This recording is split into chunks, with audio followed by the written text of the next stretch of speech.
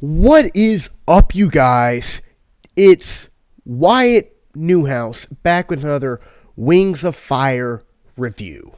Let's just say things get spicy. Guys, these next couple of chapters are insane. The amount of spice in this, oh my goodness. Ooh. And let's be real. Let's be 100% honest. The only reason why anybody really reads is for the spice. And I'm going to be rating this, premature rating, spoiler-free rating, 4 chili peppers out of 7 chili peppers on the spice scale. So it's going to be a hot one. Let me prep the shiesty. So, if you guys don't remember, finish the prologue, watch that video. But I will say before we start off, I have a terrible illness. I read this really terrible book, really bad book about it. It's called Crime and Punishment. And oh yeah. Anyway, that's slop. This is Kino. This is peak. This is cinema. Alright. Anyway. Just like Rodion Slop-Oniskov, or whatever his name was, because it was terrible. He got ill. I got ill. So, yes, I have a terrible illness, and I fear that my death will come swiftly. But, pray that it doesn't. That would be terrible if I died and I couldn't finish the book. So anyway, yeah, keep me in your thoughts and your prayers. That would be awesome sauce. Anyway, I apologize. I will be coughing. My voice kind of sounds bleh, and it's made my tongue all green. Like, look at that. I don't know what the heck's up with that. I brushed my tongue, so I don't know what's up with that. Anyway, that being said, I apologize. Delay. So, let's get started.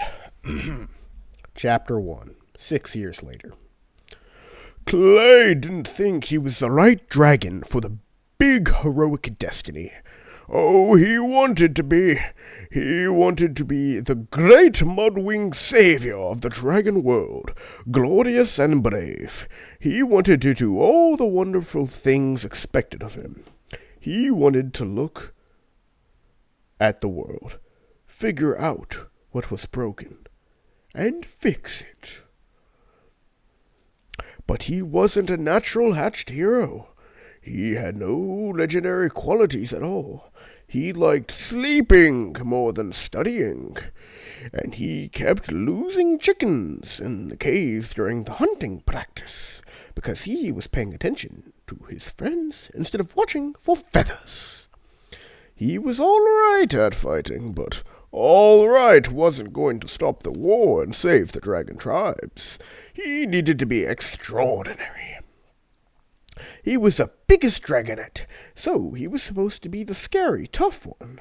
The Minders wanted him to be terrifyingly dangerous.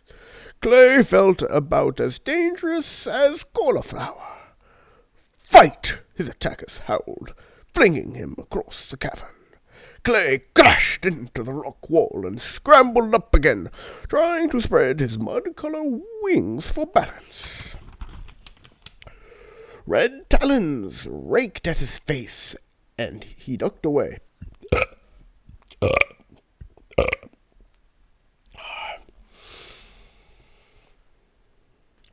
Come on, the red dragon snarled. Stop holding back. Find the killer inside you and let it out.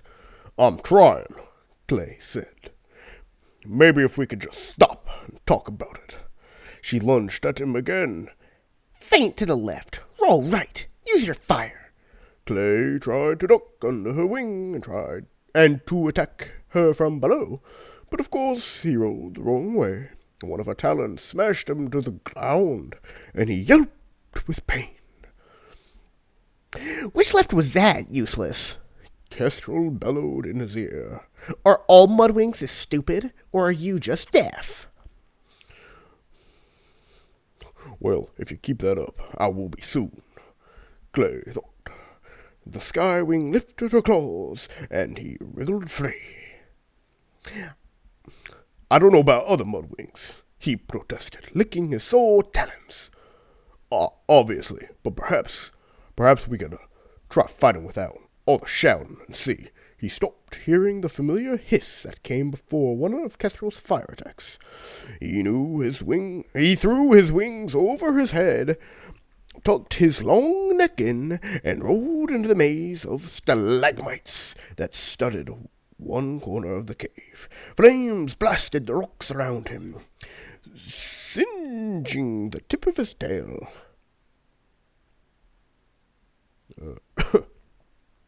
Coward, the older dragon bellowed. Oh, coward, the older dragon bellowed. She smashed one of the rock columns into a shower of sharp black pebbles. Clay covered his eyes and almost immediately felt her stamp down hard on his tail. Ow! He yelled. You said stomping tails was cheating. He seized the closest stalagmite between his claws and scrabbled.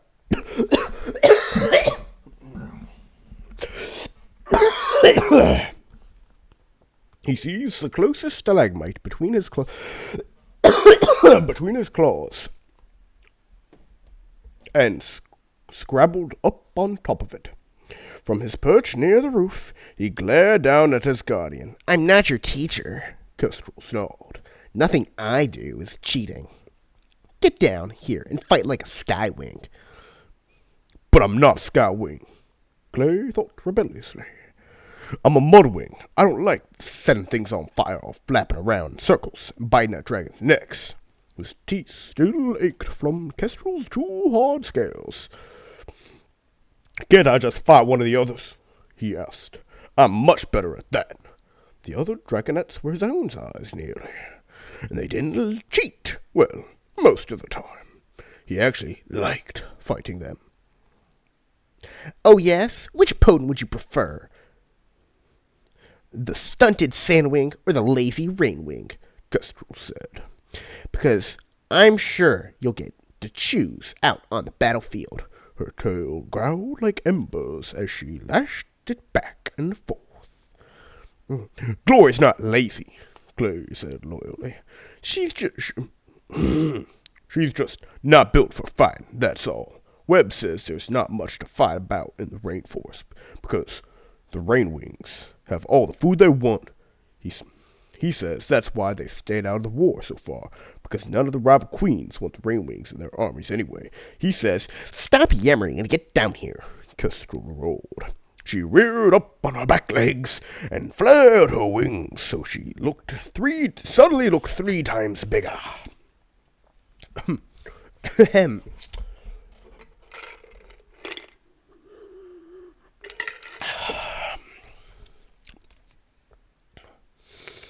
With a yelp of alarm, Clay tried to leap to the next stalagmite, but his wings unfurled too slowly, and he smacked into the side of it instead.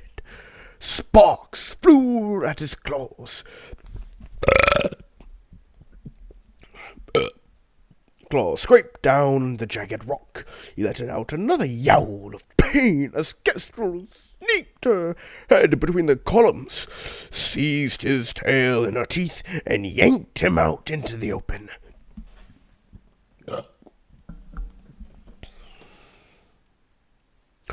Her talons closed around his neck as she hissed in his ear. Where's the violent little monster I saw when you hatched? That's the dragon we need for the prophecy. Gulp! Clay squawked.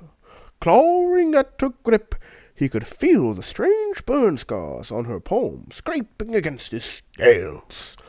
This was how battle training with Kestrel always ended. With him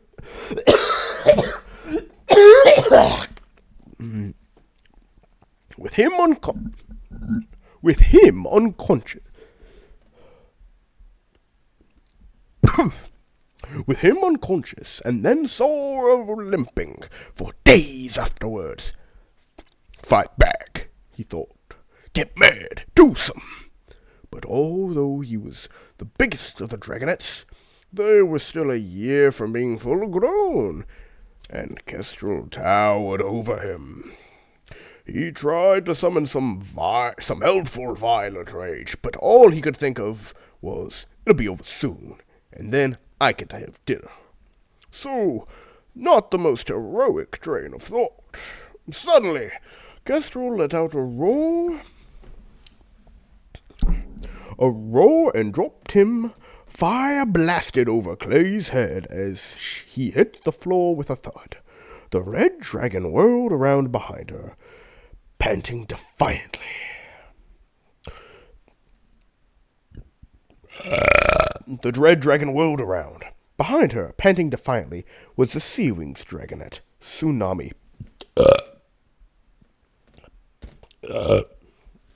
A red gold scale was caught between her sharp white teeth. She spat it out and glared at their teacher.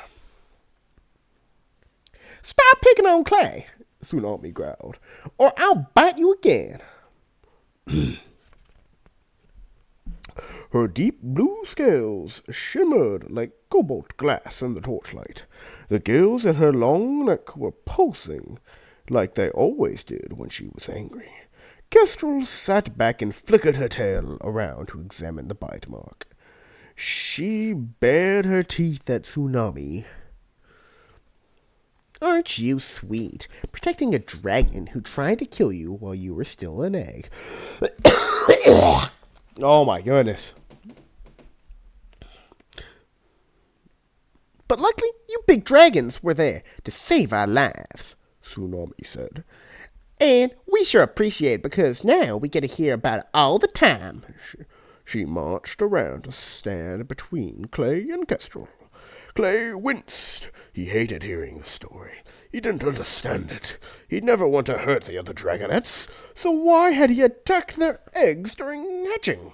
Did he really have a killer monster inside him somewhere? The other minders, Webbs and Dune, said he'd been ferocious when he attacked. They'd had to throw him into the river to protect the other eggs from him. Kestrel wanted him to find that monster and use it when he fought. But he was afraid if he ever did, he would hate himself, and so would everyone else. Thinking about what he'd nearly done to his friends made him feel like all the fire had been sucked out of him.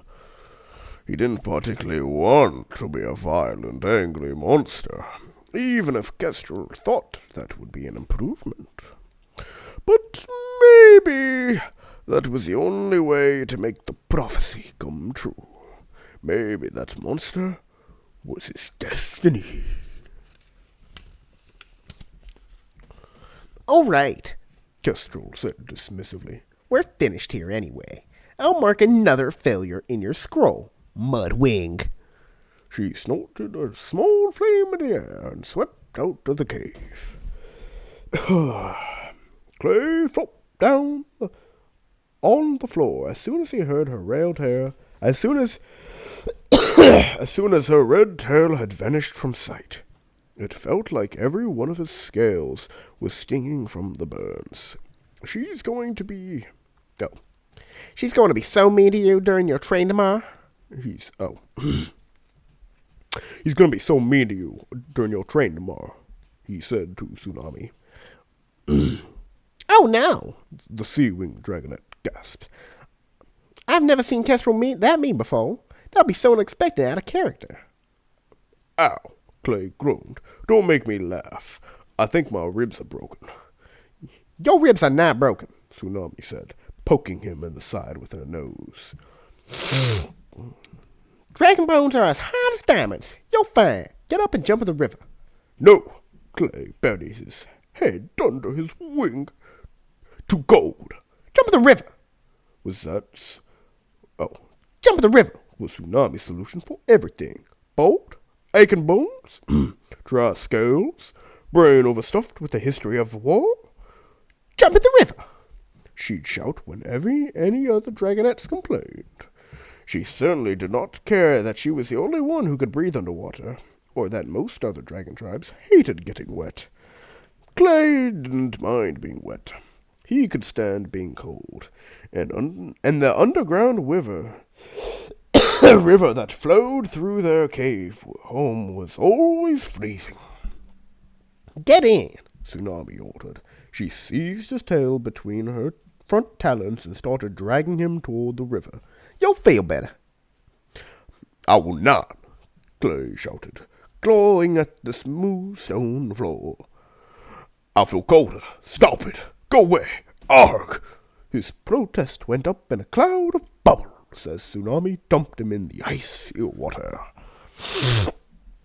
When he resurfaced, she was floating beside him, ducking her head and splashing water over her scales like a beautiful overgrown fish. Clay felt like a gawky brown blob next to her. He splashed into the shallows and lay down on a submerged rock ledge, with his head resting on the bank of the river. He wouldn't admit it, but the burns and the aches did feel better in the water. The current helped wash away the smoky rock dust caught between his dry scales. Still too cold, though. Clay scratched at the rock below him. Why couldn't there just be a little more down here? Kestrel will be sorry one day when Am's Queen of Sea Wings, Tsunami said, swimming up and down the narrow channel. I thought only a queen's daughter or sisters could challenge her for the throne, Clay said. Tsunami swam so fast, he wished he had webs between his talons, too, or gills or tails like hers. So powerful she could nearly empty the river with one big splash. Well, maybe the Sea Wing Queen is my mother, and I'm a lost princess.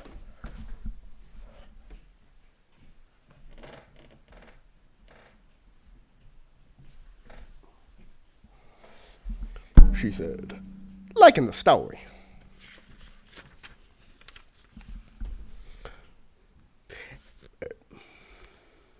Everything from the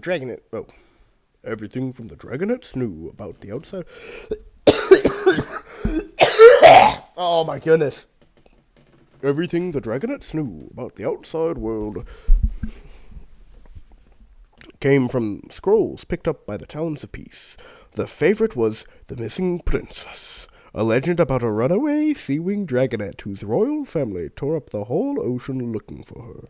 At the end, she found her way home, and her parents welcomed her with open wings and feasting with joy.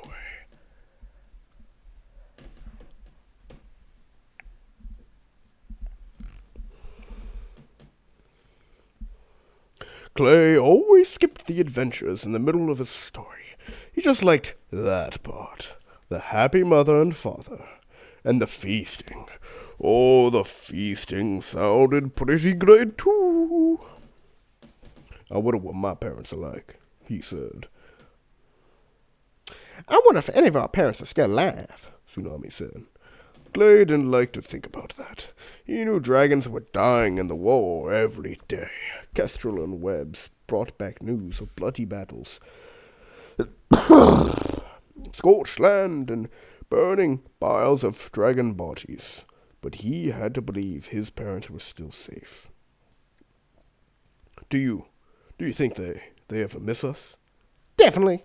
Tsunami flicked a spray of water at him with her tail. I bet mine were frantic when Webb stole my egg, just like in the story. And mine tore apart the marshes, Clay said. They'd all imagined scenes of the parents' desperate searches, ever since they were young dragonets. Clay liked the idea that someone out there was looking for him, that someone missed him and wanted him back. Tsunami flipped onto her back, gazing up at the stone roof with her translucent green eyes. Well, the Talons of Peace knew what they were doing, she said bitterly. No one would ever find us down here. They listened to the river gurgle and torches crackle for a moment. We won't be underground here forever, Clay said, trying to make her feel better.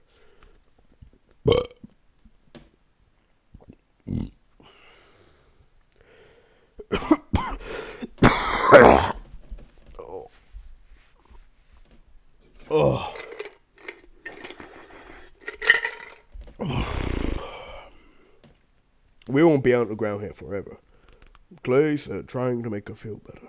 I mean, if the Towns of Peace wants us to stop this war, they have to let us out sometime. He scratched behind his ear thoughtfully. Starflight says it's only 2 more years. He only had to hold on that long, and then we can go home and eat as many cows as we want. Well, first we gotta save the world, Tsunami said, and then we go home. Right, said Clay. How were they going to save the world was a little fuzzy, but everyone seemed to think they'd figure it out when the time came. Clay pulled himself out of the river. His waterlogged wings, heavy and drooping, he spread them in front of one of the torches, arching his neck, trying to get her warm. Feeble waves of heat wafted against his scales. Unless, Tsunami said. Clay lowered his head to look at her. Unless what? Unless we leave sooner, she said. She flipped over and pulled herself out of the water in one graceful motion. Leave? Clay echoed, startled. How? On our own? Why now? She said. If we can find a way out, why should we have to wait another 2 years? I'm ready to save the world now, aren't you?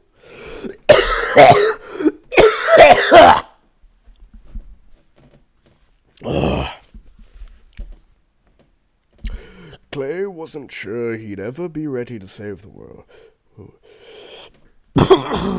Save the world. He figured the Towns of Peace would let them. The Towns of Peace would tell them what they had to do. Only the 3 guardian dragons, Kestrel, Webbs, and Dune, knew where the dragonettes were hidden. But there was a whole network of Talons out there getting ready for the prophecy. We can't stop the war by ourselves, he said. We wouldn't know where to start. Tsunami flapped her wings at him in exasperation, showered him with gold droplets. We can't too stop the war on our own, she said.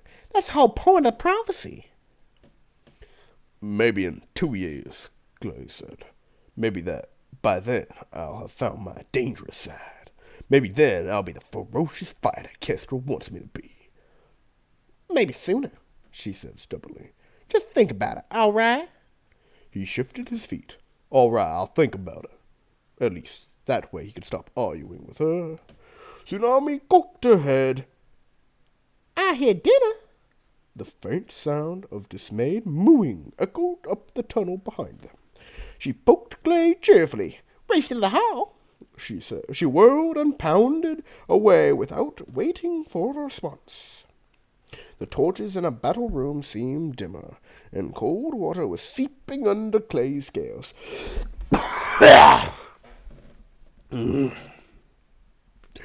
He folded his wings and swept his tail through the debris of the smashed rock column. Tsunami was crazy. The 5 dragonettes weren't ready to stop the war. They wouldn't even know how to survive on their own. Maybe Tsunami was brave and tough like a hero should be. But Sunny and Glory and Starflight, Clay thought of all the things that might hurt them and wished he could give them his own scales and claws and teeth for extra protection. Besides, there was no way to escape the caves. The Towns of Peace had made sure of that. Still, part of him couldn't help wondering what would it be like to go home instead of waiting another 2 years back to the marshes, to the swamps, to a whole tribe of mudwings who looked like him and thought like him. Back to his parents, whomever they were. What if they could do it? What if the dragonettes could escape and survive and save the world their own way? Alright, guys. I don't know about y'all, but that was spicy. Ah! All right, y'all. Hope you enjoyed that narration. Like IRL, I'm taking like a water break, and then I'm gonna be cooking up some mean, spicy activity for this. You know what I mean? So like hot food. You know what I mean? Like eating some hot food. Like put some hot sauce on my eggs. You know what I mean? So like I'm gonna do that, but I'm gonna edit all this together so it'll be smooth. So hope y'all enjoy, and yeah, I'm just gonna edit this out. Peace. All right, what's up, guys? All right, so I got some medicine for my illness, my grave illness. Got some water, and I just learned that I can just pause the recording.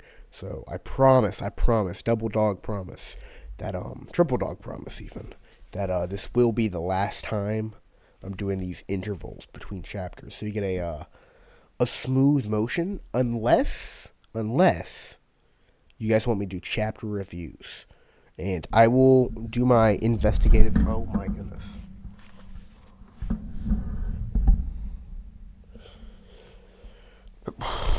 I will do some investigative journalism while I'm recording. So the final cut of this episode will make it in Le Decision. In Le Decision, yes. Yeah.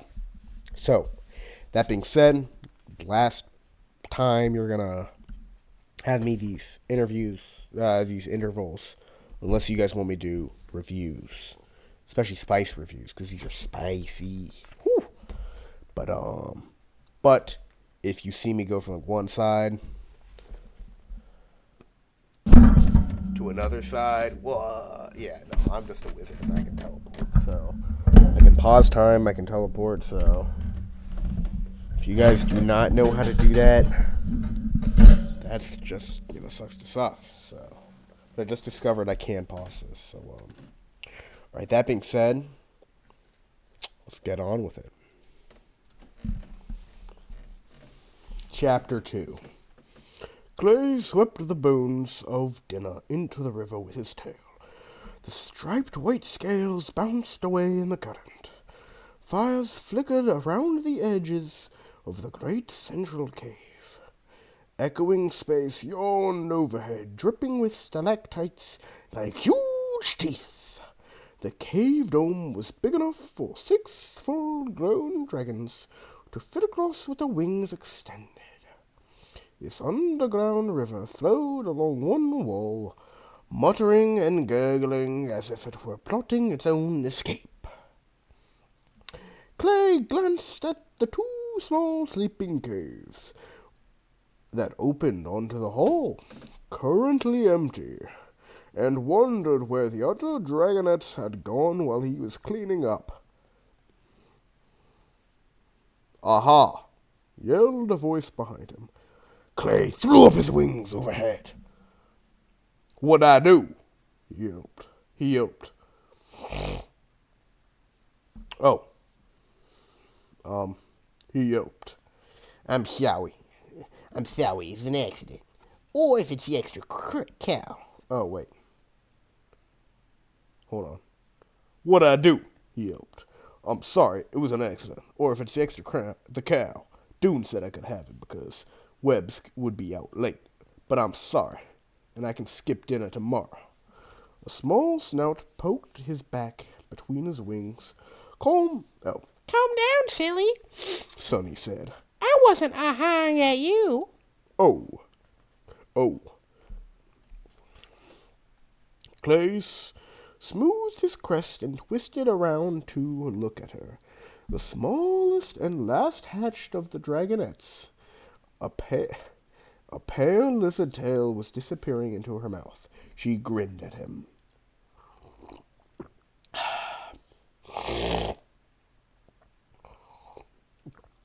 That was my fierce hunting cry," she said. "Did you like it? Wasn't it scary?" "Well, it certainly was surprising," he said. "Lizards again? What's wrong with cows?" "Blatch, too heavy," she said.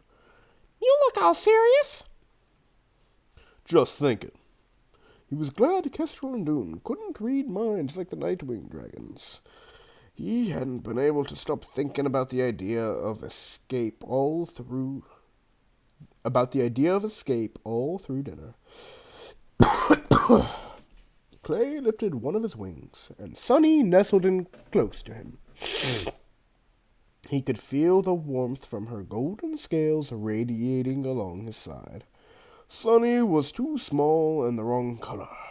Tawny gold instead of sand, sand pale like most sandwings, but she gave off heat like the rest of her tribe. Dune says we should go study for an hour before bed, She said. The others are in the study cave already. Dune, the maimed dragon who taught them survival skills, was a sandwing. So was Sunny, more or less. There was something not quite right about the littlest dragonette. Not only were her scales too golden, but her eyes were gray-green instead of glistening black. Worst of all, her tail curled into an ordinary point like the tails of most dragon tribes, instead of ending with the poisonous barb that was the sandwing's most dangerous weapon.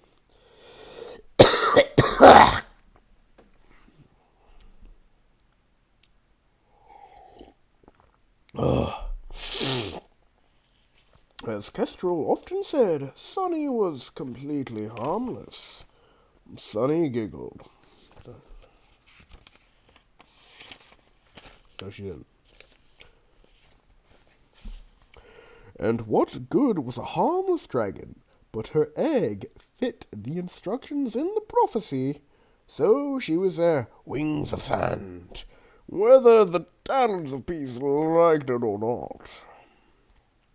Of course, there were no wings of rain in the prophecy at all. The dragonettes had heard many times over about how Glory was a last-minute substitute for the broken Skywing egg. Kestrel and Dune called her a mistake and growled at her a lot. Nobody knew whether the prophecy could still happen with a Rainwing instead of a Skywing. But from what Clay knew of Skywings, he was very glad they had Glory instead of Grumpy, fire-breathing Kestrel under the mountain. Another Grumpy, fire-breathing Kestrel under the mountain.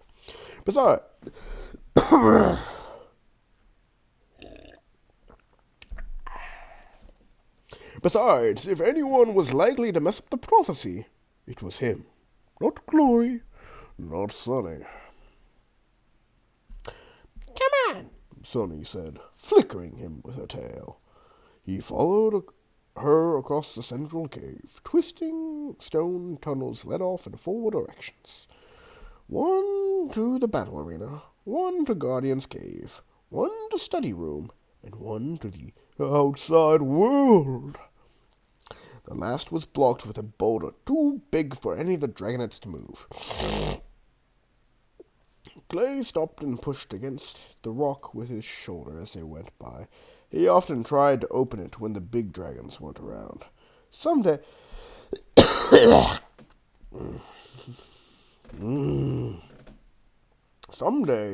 it would move when he did that. Maybe not a lot, but even a tiny shift would let him know he was finally getting close to a full grown. He felt big. He was constantly bumping into things and accidentally knocking stuff over with his tails or his wings. Not today, he thought ruefully when the boulder didn't budge. Maybe tomorrow. He followed Sunny down the tunnel to the study room. His enormous feet and thick claws thumped and scraped along the stone floor. Even though he'd lived under a mountain his whole life, it still hurt to walk on the bare rock. He was constantly stubbing his talons, and they always ached by the end of the day.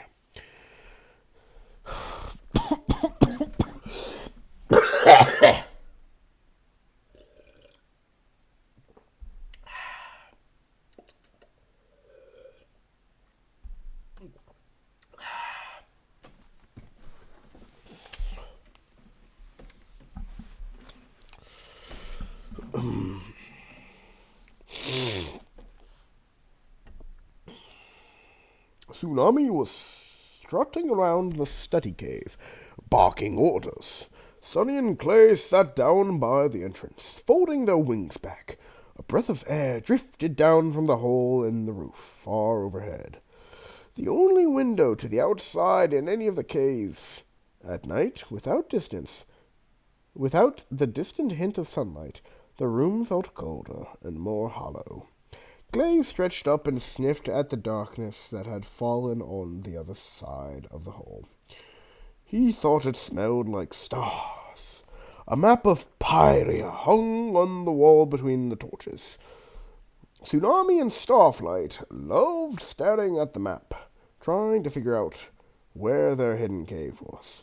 Starflight was pretty sure they were somewhere under the claws of the Cloud Mountains. Skywings preferred to live high among the peaks, and so anything could happen in the deep caves below without being noticed. All this history is so confusing, Sonny murmured to Clay, swishing her tail back and forth. Why don't the three sides just sit down and talk out an end to the war? That would be great, Clay said. Then we could stop studying here.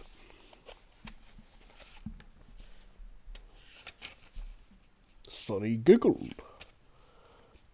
Stop that. Well, there. Come on, stop that. Tsunami said bossily, stamping her foot at them. No whispering. Pay attention. I'm deciding parts. This is not proper studying, Starflight pointed out. His black night-wing scales made him nearly invisible in the dark shadows between the torches. He swept a few scrolls between his talons and beginning to neatly sort them into the stacked triangles. Perhaps I should read to everyone instead.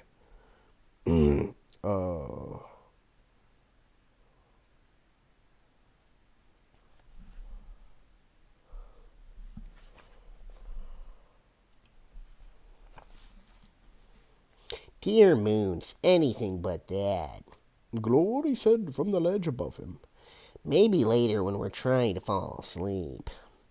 Her long, dedicated snout, glowing emerald green with displeasure, rested on her front claws. Ripples of iridescent blue shimmered across her scales, and tonight her tail was a swirl of vibrant purples. If it weren't for Glory, Clay thought, none of them would know how many colors there were in the world.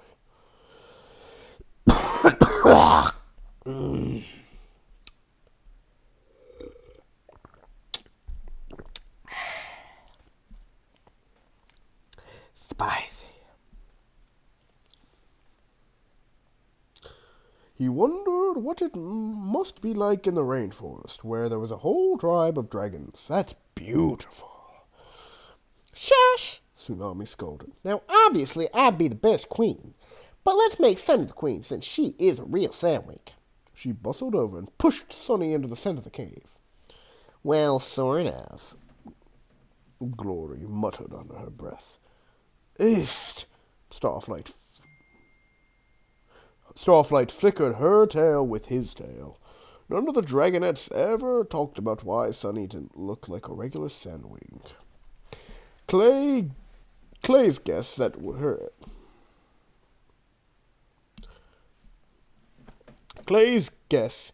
that her egg had been taken from the sun too early. Maybe the sandwing eggs needed the sun and the desert sand to keep them more until hatching, or else they'd come out half-baked and funny-looking. Although personally he thought Sonny just looked fine. Looked just fine. Spicy. Tsunami tapped her talons on the cave floor, studying her friends. Clay, you want to play the scavenger? That's hardly fair, Starflight pointed out. He's twice Sonny's size. A real scavenger would be smaller than her, according to this scroll over here. It says that scavengers have no scales, no wings, and no tail. And they walk on two legs, which sounds very unstable to me. I bet they fall over all the time. They like treasure nearly as much as dragons do. The scrolls say scavengers attack lone dragons and steal. Oh my gosh, we know. Glory snapped. We were all here for the fascinating lectures about them. Don't make me come down there, and I'll bite you, Starflight. I'd like to meet a real scavenger, Clay said. I'd rip off its head and eat it. He pounded his front talons on the stone below him. He pounded. I bet it would taste better than the mouthfuls of feathers Kestrel keeps bringing us.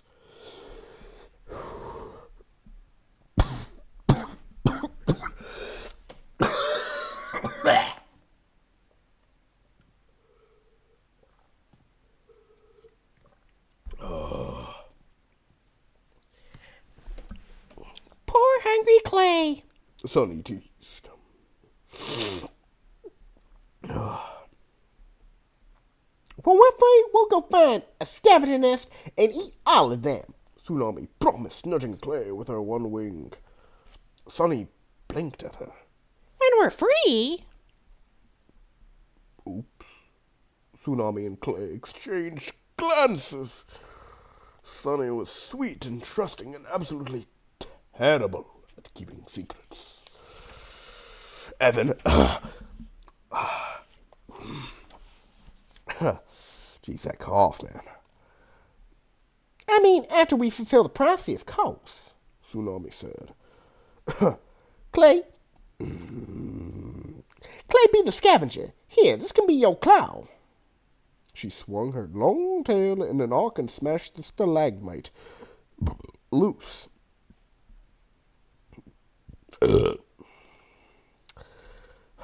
Shards of rock flew across the cave, and the other dragonets ducked.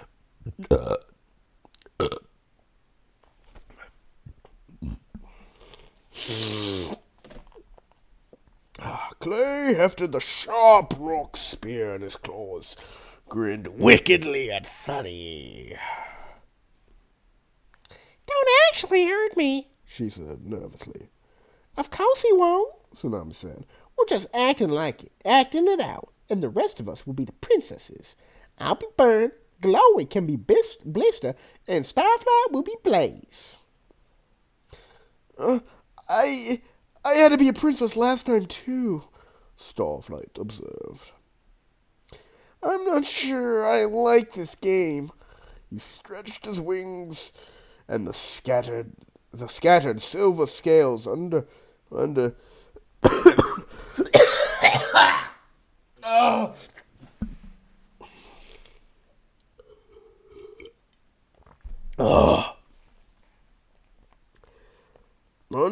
the glittered like stars in the night sky.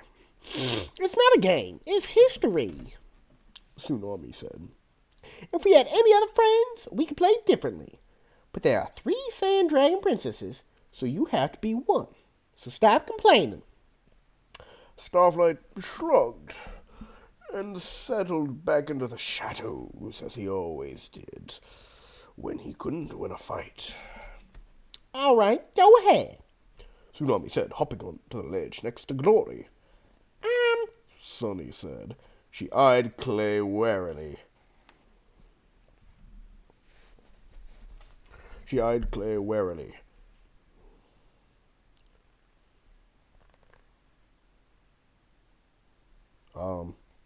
Right here. I go, la la la, Queen Oasis of the Sandwings. I'm so very important and, royal and, stuff. Tsunami sighed and Glory and Starflight hid their smiles. I've been queen for ages and ages. Sunny went on. She strutted across the cave floor. No one dares challenge me for my throne. I am the strongest Sandwing queen who ever lived. Don't forget the treasure. Tsunami hissed, pointing at the loose pile of rocks. All right, Sunny said. It's probably because all of my treasure. I have so much treasure because I'm such an important queen. She swept the rocks toward her and gathered them between her talons.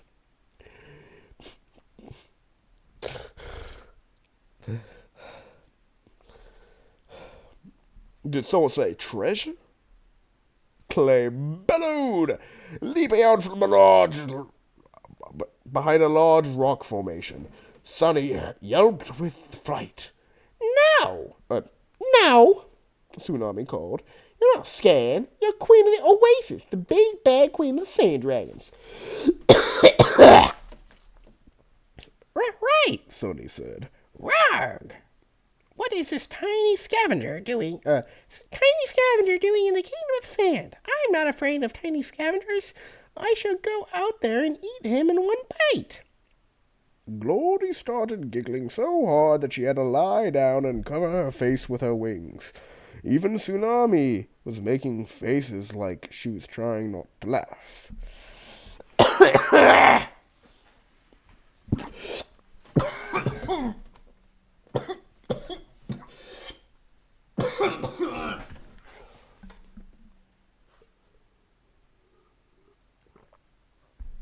Oh my goodness.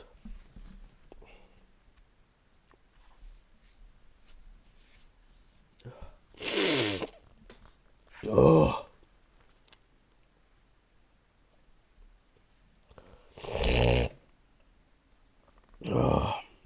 Clay swung his stalagmite in a circle.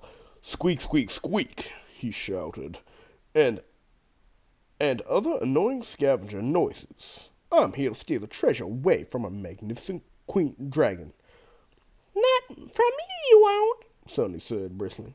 She stamped forward, spreading her wings, and raised her tail, threatening, without the poisonous barb other Sunwings had.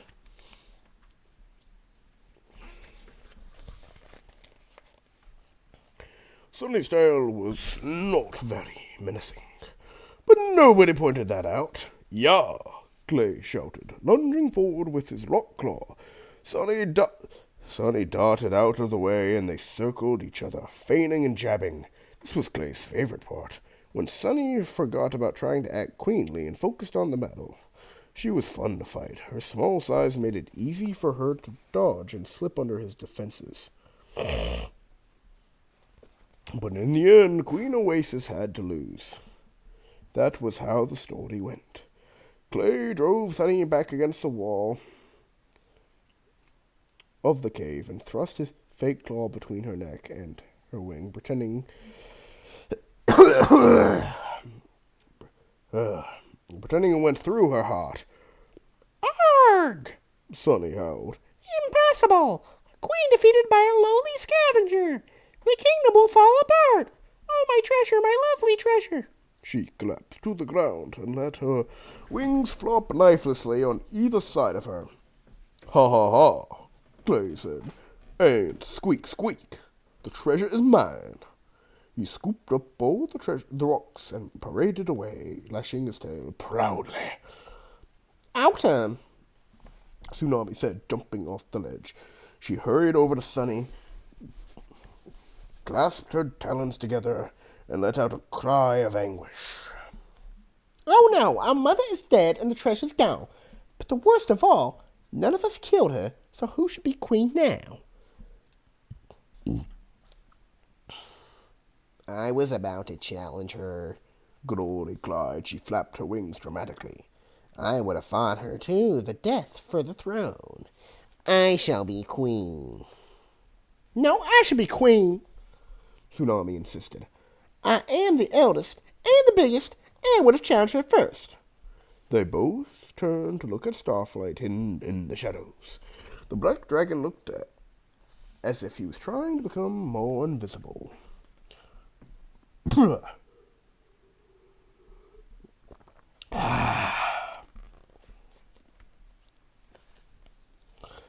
on, Starflight, Tsunami said. Don't be a lazy. She caught herself just before saying the R word, Rainwing. The teacher said things like that all the time. If you don't study, you'll be no better than a rainwing. What's the matter? If you don't, if you don't study, you'll be no better than a rainwing. What's the matter? Someone replace your brains for a rainwings? Still sleeping? Anyone would think you were a rainwing.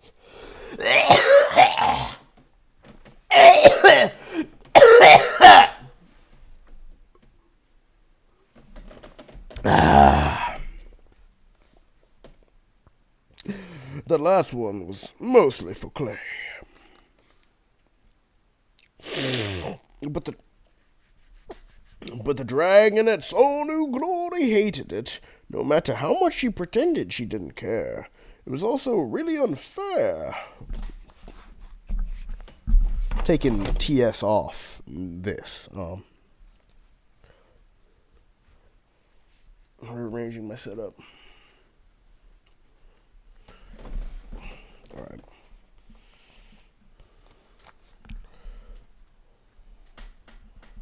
There we go. That's more like it.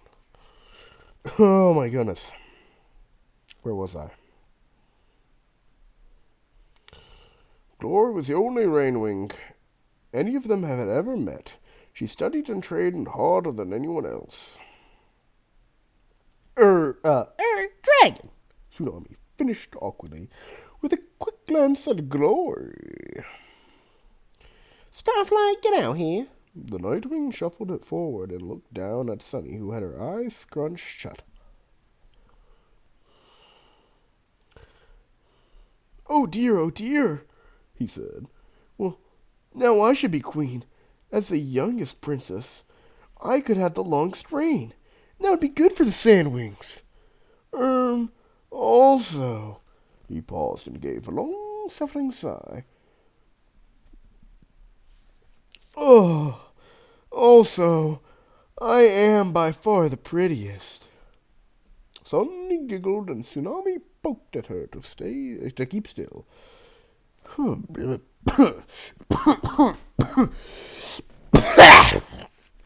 Oh my goodness.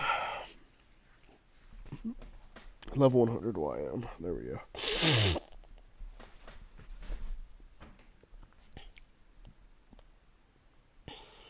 Tsunami poked at his deep still. Clay swept his treasure rock. His treasure rocks into a pile and sat on them.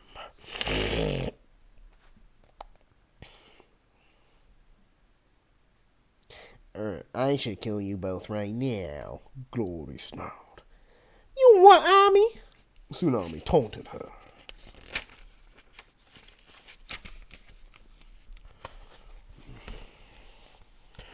Glory stretched her neck up and bared her teeth. That's a great idea. I'll go get an army of sea wings, and then you'll be sorry. You're not the only one who can make alliances, Tsunami said. I'll get Sky Wings on my side, and the Mud Wings, and then we'll see who really wins this war. There was a pause. They both looked at Starflight again. Yeah, he said. You do that. You do that, and I'll ally myself with the Icewing army. Also, by the way, most of the Sandwings want me to be their queen.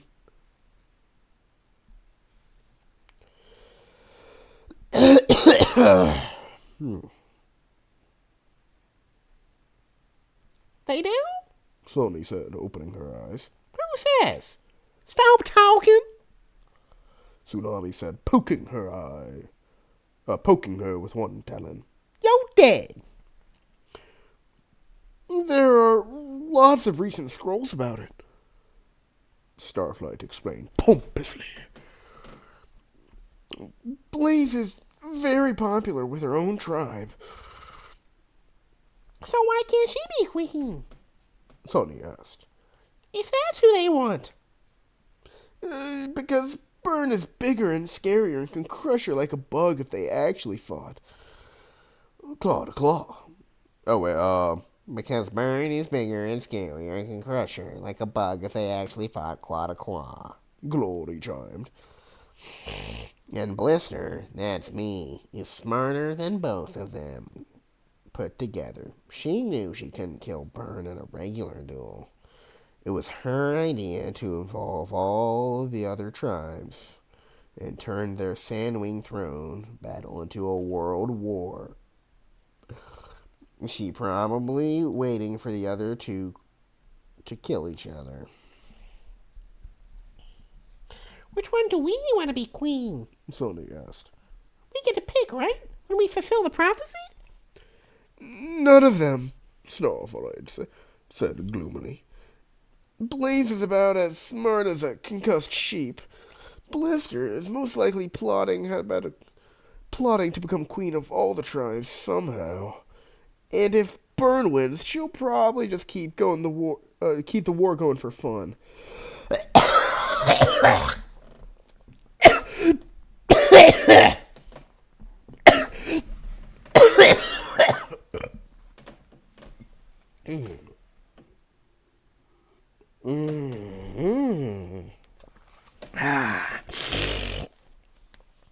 They're all pretty nasty.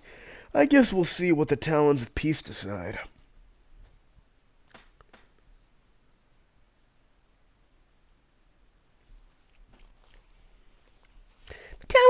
The Talons of Peace don't get to decide, honey. Tsunami said, bristling. They only think they're in charge of us. We can still hear 'em out, Starflight argued. They want what's best for us and Pyria. Easy for you to say, Glory snapped. The ruff around her neck flared orange. You weren't stolen from your home. The Nightwings were pretty eager to hand over your egg, weren't they? Starflight flinched as if she burned him. Bowing, Clay shouted from his pile of rocks. Stop fighting with each other. Come find me for this treasure instead. No one knows what the scavenger did with the Sand Dragon treasure, Starflight said in his top-of-the-class voice, turning away from Glory. Among other things, he stole the Lazulite Dragon, the gold Sandwing Scepter, the Eye of Onyx, which had been in the Sandwing treasury for hundreds of years. Clay stamped his feet. Starlight's lecture has always made his scales itch. I just want to fight somebody, he said. Somebody who wasn't trying to beat him to a violent rage, preferably. As if the thought had summoned her, Kestrel suddenly loomed the entrance of the cave. What's going on?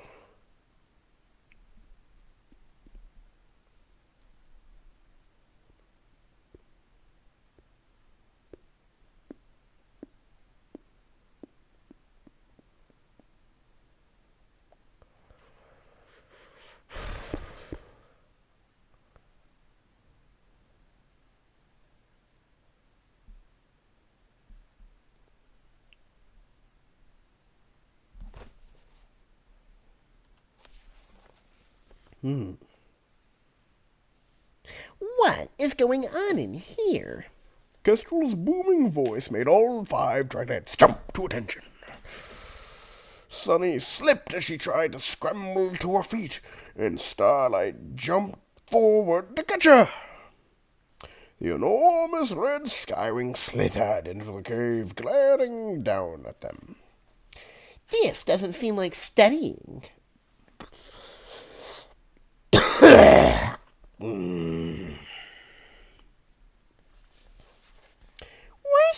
We're sorry. Sunny stammered.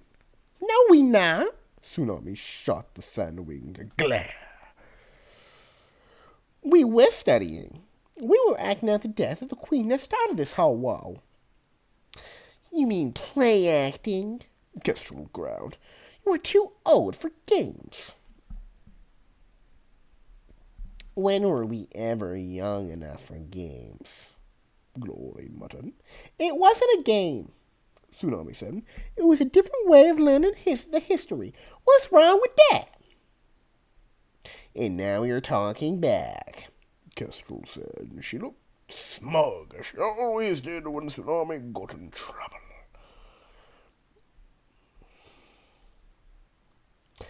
That means no sleeping in the river tonight.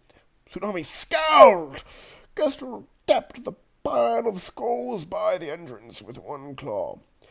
The rest of you learn from the Seawing's mistakes and study the correct way. That's not fair. Clay spoke up as Kestrel turned to go, even though it made his heart pound. We were all doing the same thing. We should all be punished. Glory shook her head at him, but beside him, Sunny nodded. Kestrel stared down at Clay.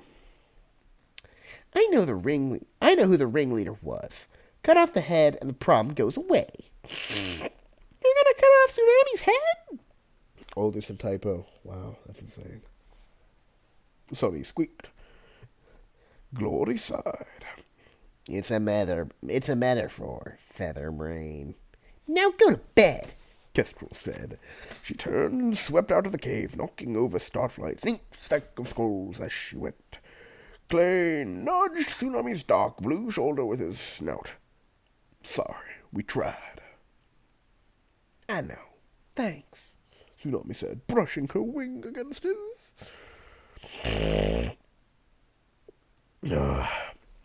Hey, Sonny, would you mind taking those scrolls back to our sleeping caves? The small golden dragon brightened. Sure, I can do that. She hurried to the entrance, gathered the scattered scrolls in front of her talons, and whisked out of the cave.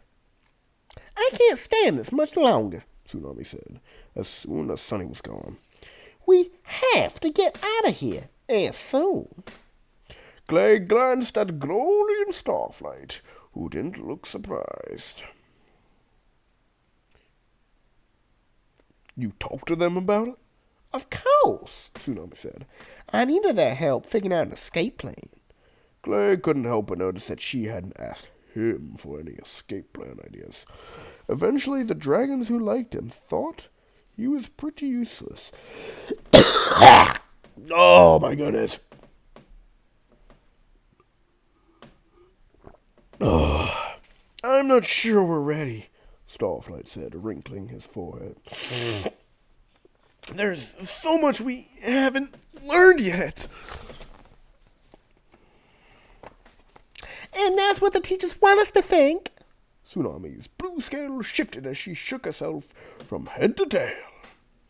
But we never know until we get out of these horrible caves and see the world for ourselves. What about the prophecy? Clay said. Shall we wait 2 more years? I don't see why. Glory said. I'm with Tsunami.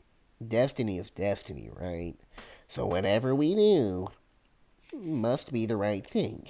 We don't need a bunch of ancient dragons telling us how to save the world. They're not in the prophecy. When do we tell Sunny? Starflight asked, glancing at the cave's dark opening. Not until last minute. Tsunami said fiercely. You know she can't keep a secret, Starflight. Promise you won't say anything to her. I won't, he said.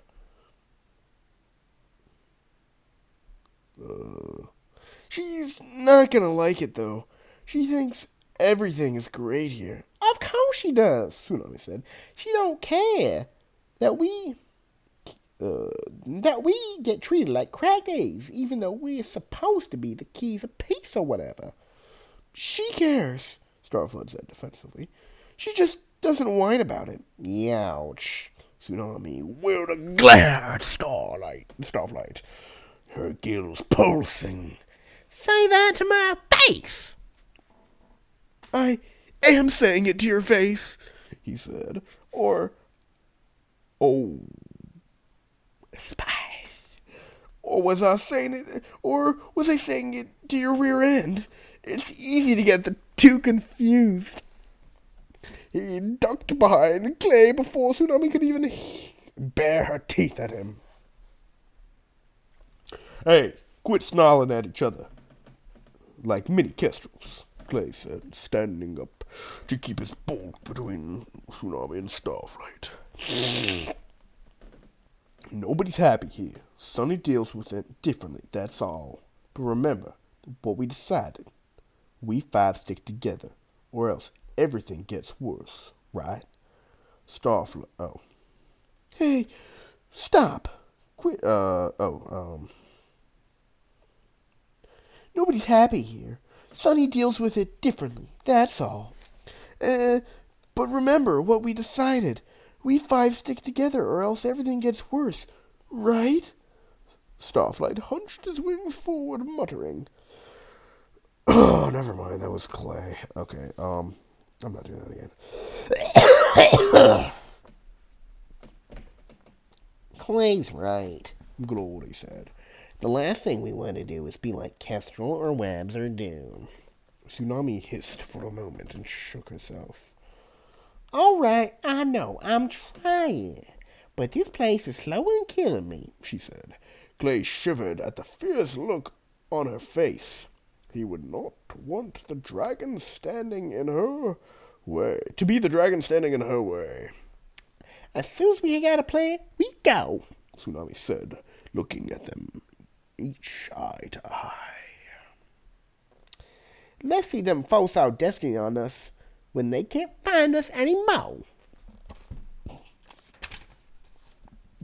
And that concludes chapter 2. I'd be burping.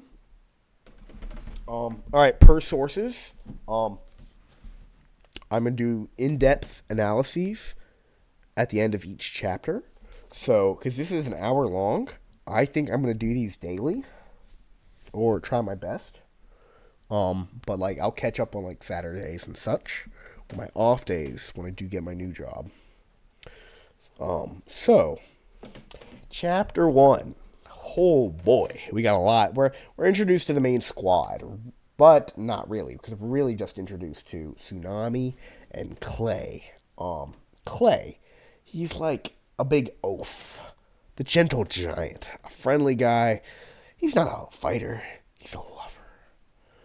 He just wants to eat. You know what I mean? Like eat and chill. But like he's not lazy. You know, he's big and strong. He just doesn't know it yet. So he's got like that secret power inside of him that even he doesn't know, but he knows it's in there. So that's gonna be important. All right.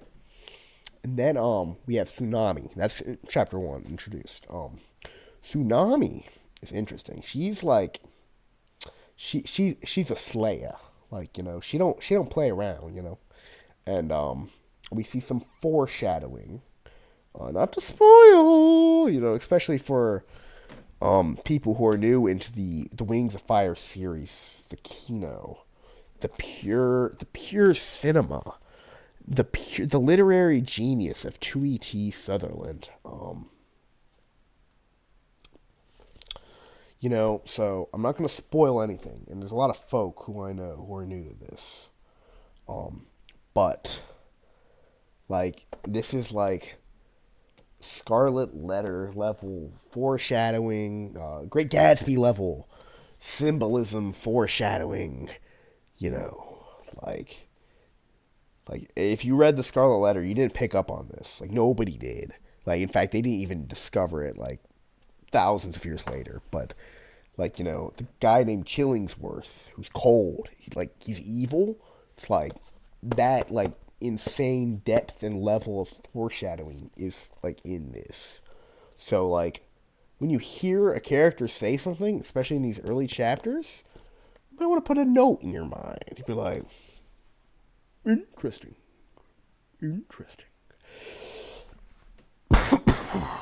Oh my goodness, my head is on fire. I feel terrible. Yeah, so I'm gonna do these daily. I'm just hoping this terrible cough goes away imminently. So much water. So I'm just hoping, I'm praying that, I'm taking my drugs, my sleepy time medicine. So I'm really tired, so I'm stopping there. But I just, yeah, that's chapter 1 analysis. But, so that's why I'm doing these daily, just because this illness I have. Like that terrible mid-book I was reading, Crime and Punishment, like mid-Oskinelkov or whatever his name was. Media, Slopia, so. Alright, that being said, let's get into chapter 2. Chapter 2, we're introduced to the whole cast. We got, we already met Clay, we already met Tsunami. We kind of know a little bit about, we're given a little more about Kestrel. She's like a punk. She's, she thinks she's all that when she's like, we'll see, girl. So we're given a little more insight into Kestrel. We've already given very similar stuff from the prologue from last video, so hope you guys watched that. And then, we hear about this Dune fellow. We don't really know much about him. We hear about Webbs. We got a little bit about Webbs. Don't know much about him.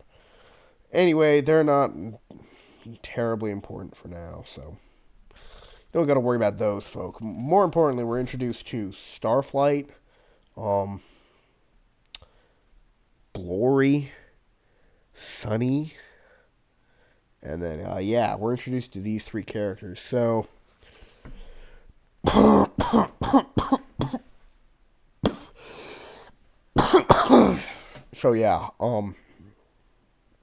Glory, she's like sassy, she's sarcastic, she's chill, but like she's got this secret like rage inside of her. Like she's got to be better, but like she don't let anyone know. She's chill, she's nonchalant, She be treating everyone like fans. She thinks she Cardi, bruh, and not Cardi B. She thinks she Playboy Cardi. So if Glory's gonna promise to drop an album, that ain't never coming out. So we kind of giving a little to Glory. Sunny, very common, probably not 2ET Sutherland's best work, but there's a lot to be noted about Sunny. But her archetype, the personality archetype, is like damsel in distress, I guess. Like not 2ET. Like I personally, this is my biggest critique with the Wings of Fire series, is Sunny's character's archetype. It's you guys will learn more, especially as I do these more and more. But Sunny it's like the opposite of wasted potential. She's like, I don't want to spoil anything, but like they play her off as a damsel in distress, and then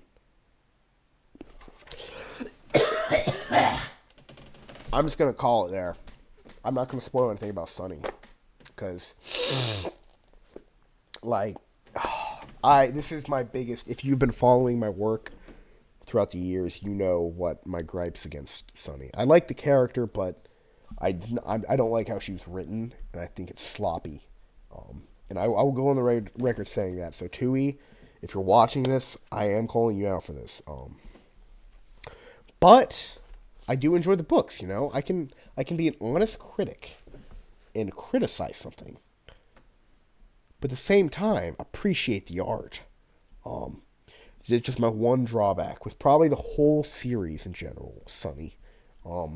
Every other character is written spectacularly. And then there's Loser, Starflight, Loser Man, Loser McGee, Loser Bill. Yeah, screw that guy. We don't like him. But like Tui, I'm not criticizing Tui. Like there's good things. Like hated characters are like well written. Starflight's very well written, and we're not supposed to like him. He's terrible. We all hate Starflight, and he's the coolest out of all the dragons. Let me show you something. Oh my goodness, I had to cough so bad. It makes my head on fire. Look at these Nightwings, bro.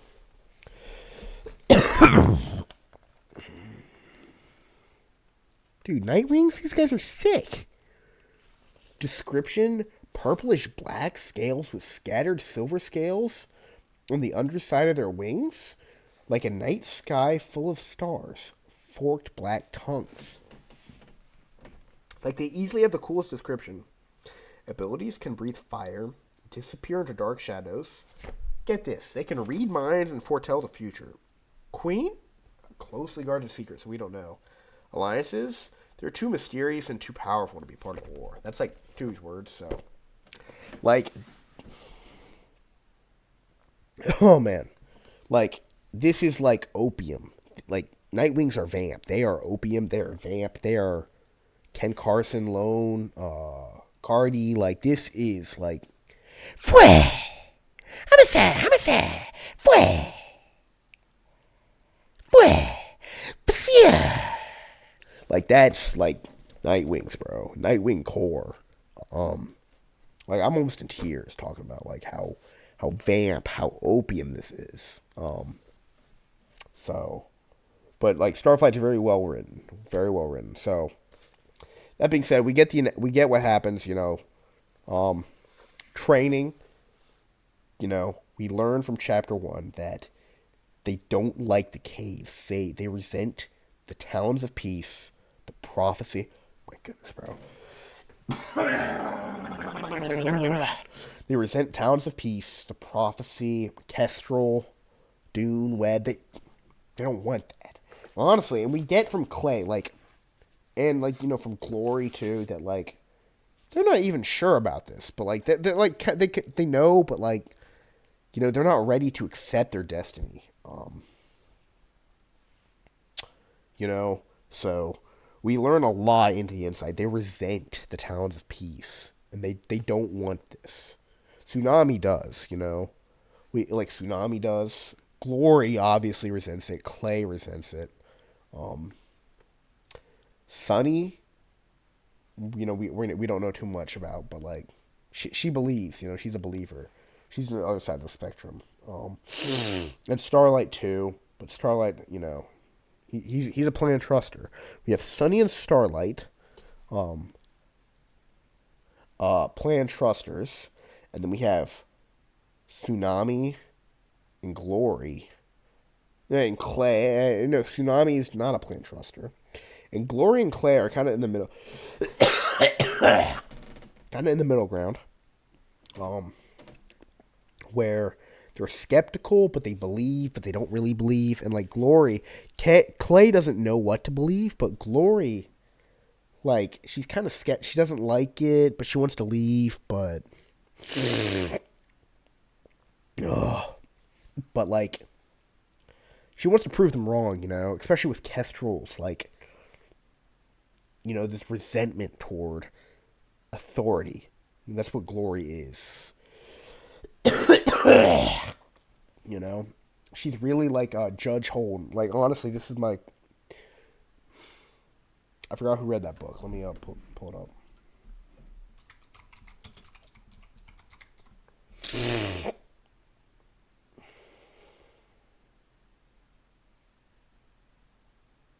Yeah, so like Cormac McCarthy, like, you can definitely tell his Blood Meridian was heavily inspired by this. The similarities are insane. So, Judge Holden and Glory, they're like one and the same. So like, keep that in mind. If you've ever read Blood Meridian, for my younger folk, family at home, don't bother. But, you know, it's truly. Oh my goodness, man! It truly is. The parallels, and it's insane. It truly is. It's mind blowing. All right. That being said, I hope you all love this video. I have no idea how I'm gonna get this to Josh. I have no idea. It's hour 20. No idea how I'm getting this to Josh. I have to pee so badly. Corey hasn't fixed my toilet, which I think I should probably fix it. It's my toilet, but I didn't break it. Cooper broke it, so I don't know what to do about that. Yeah, but Corey promised he'd fix my toilet, and I just have to go pee so bad. I might pee. I might take a shower just to pee. So anyway, if you guys got any ideas how I can get this to Josh, please let me know.